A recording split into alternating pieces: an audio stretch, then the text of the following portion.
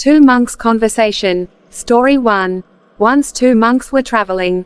They were going to another monastery. Due to their rules, they were not even allowed to look at women. After walking for long, they reached a river which they had to cross. The flow of river was so flooded that they couldn't get across it without getting wet. There they saw a woman without who was standing there wanting to cross the river, but she was not able to cross it by herself.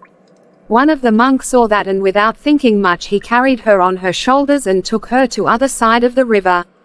After reaching other side of river, monk settled her down and woman went on her ways. Both monk continued their walk in silence after reaching other side of the river. Other monk was really upset with the fact that his friend helped woman to cross river by carrying her. As per their rules, they were not allowed to even look at the women, and yet he carried her across the river.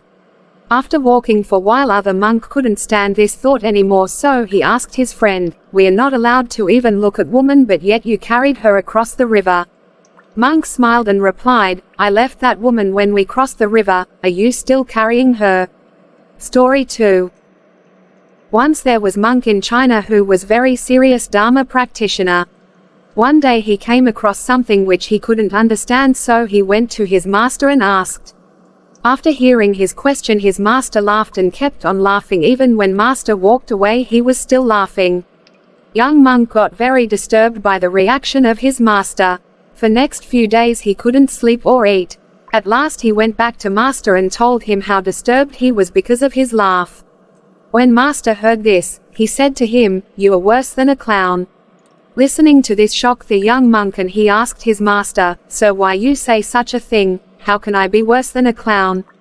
His master replied, "A clown enjoys seeing people laugh, but you feel disturbed because another person laughed. Tell me, are you not worse than a clown?"